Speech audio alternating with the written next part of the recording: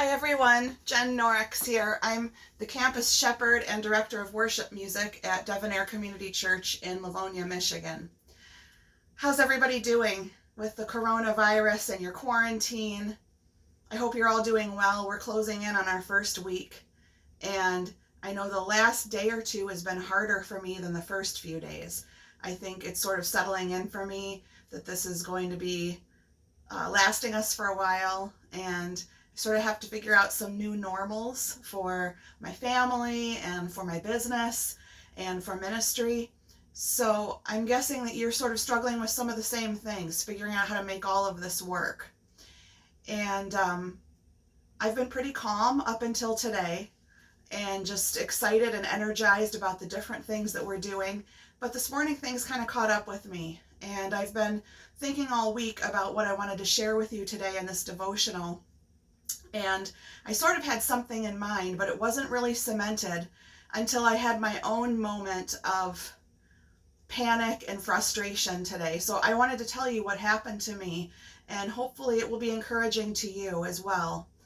I woke up this morning feeling really worried, just mind racing, thinking about all the things that need to be taken care of, and how am I going to do this? How am I going to do that? How am I going to help my kids stay off screens and find things for them to do?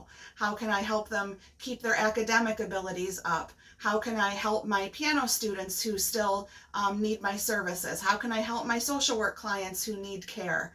How can I help my family? What do I need to make for dinner? How can I help my church? All these things came up to me this morning in the middle of the night, which is never a great time for solving problems, right? And yet that's when I was worried. And I got up and was just thinking about what I have to do, everything that I need to complete, everything that I'm responsible for. And I sort of whispered a prayer, just, God help me. And I sensed the Spirit of God speaking back to me and saying, who do you think I am? You're worried, Jennifer, about all the things that you have to do. But who am I? Who am I to you? Don't forget who I am in all of this. And I've been thinking this week about a story from 1 Kings chapter 19. The prophet Elijah was exhausted. He had been proclaiming messages that he believed to be from God to the people of Israel and to their king, King Ahab, and they weren't listening. They were worshiping other gods. They were giving him a hard time. They didn't care about anything he had to say, and he was frustrated. He made them so angry that they were trying to kill him, and he had to flee. And he went to the wilderness, and he was complaining to God. He was afraid for his life. He was saying, God, I don't know what to do with these people. I don't know what to do about the things that you called me to do. They're trying to kill me. And he laid down and he went to sleep. He was awakened later by an angel of the Lord who said, come and eat. And there was bread and there was water for him. And so he ate and he drank and he laid back down and slept again. And the angel came back a second time and said, get up and come and eat. And so there was more bread and there was more water. And this time, this bread and this water sustained him for his 40-day journey that he was to make. And yet, when God said to him, in the midst of all that, why are you here, Elijah? Elijah didn't hold back. He said exactly what was on his mind. And his answer to why are you here was, I've been very passionate for the Lord God of heavenly forces because your people have abandoned your covenant. They've torn down your altars and they've murdered your prophets with the sword. I'm the only one left, and now they want to take my life too. The Lord's response was, go out and stand at the mountain before the Lord. The Lord is passing by. A very strong wind tore through the mountains and broke apart the stones before the Lord, but the Lord wasn't in the wind. After the wind, there was an earthquake, but the Lord wasn't in the earthquake. After the earthquake, there was a fire, but the Lord wasn't in the fire. After the fire, there was a sound. Thin, quiet, a still small voice, a gentle whisper. When Elijah heard it, He went out and stood at the cave's entrance, and again a voice came to him and said, "Why are you here, Elijah?" And again Elijah responded, "I've been very passionate for the Lord God of heavenly forces because your people have abandoned your covenant. They have torn down your altars and they have murdered your prophets with the sword. I'm the only one left, and now they want to take my life too." And now God had some answers for him. One of his instructions was, as a prophet, as a man of God, he was to go back and anoint someone else as king.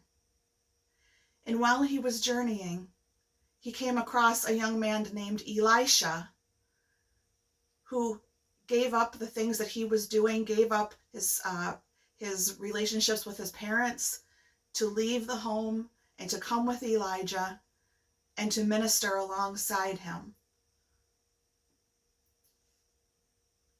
Have you ever tried to talk to someone and have a really deep conversation while you're at a parade? Parades are noisy. There's so much to see. There's so much to hear. And having a deep conversation with the person next to you or with a person who... that's just not going to happen. And Elijah, he was looking for a parade. He was watching as the earthquake went, as the winds went past, as the fire went past, believing that God was in each of those things, but God wasn't in those things, because you can't talk to wind. You can't talk to an earthquake. You can't talk to fire. But you can talk to a still small voice that asks, "Why are you here?" You can talk to a still small voice who asks, "Who am I? What is it that you need from me? What is it that I can do in this situation for you?" That was what God did for me this morning. I was able to go back to sleep and to rest after recounting the ways in which I've seen God's faithfulness in my life in the past. And I don't know if you've had opportunities to experience that type of presence in your life before. If you have, then you know what I'm talking about. And I want to remind you that that's still available to you today, again, and tomorrow, and next week, and however long this quarantine goes on, and even after it ends. There are the big, big things that grab our attention, but there's also that still small voice, that thin, quiet sound. And when we can listen for it, we will hear God speak, probably not with our ears, but to our spirits. We will hear God speak words of encouragement. We will hear God speak instructions. Here's what you do next. Here's the next right step.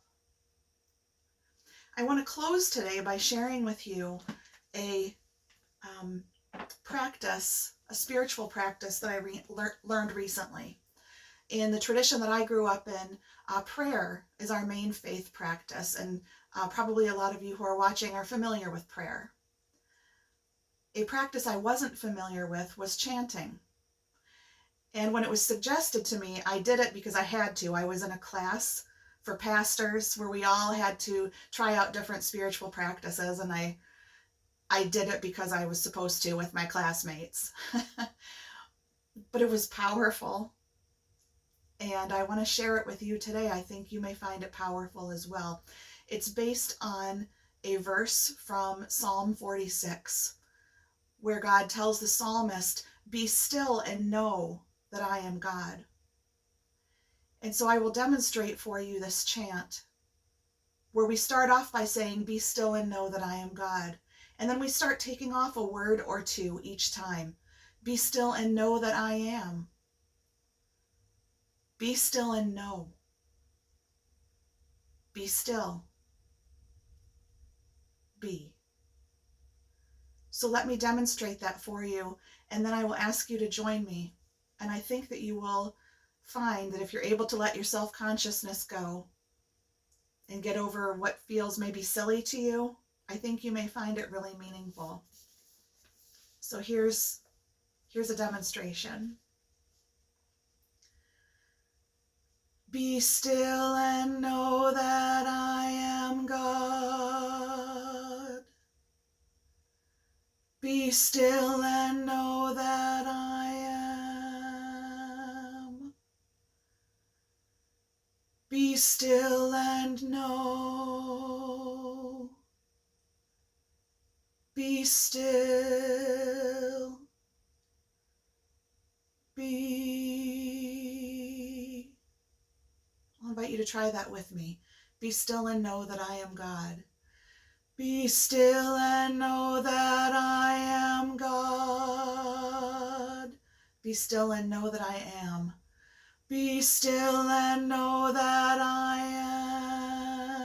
am. Be still and know. Be still and know. Be still. Be still. Be. Be. One more time all together. Be still and know that I am God. Be still and know that I am. Be still and know. Be still. Be.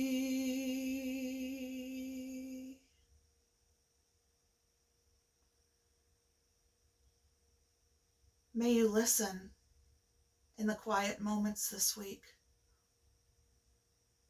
May you not be afraid of the quiet. May you avoid the temptation to fill all the quiet moments with noise and busyness. May you take time to be still, to rest in the divine presence, to know the divine presence, and to experience the divine presence.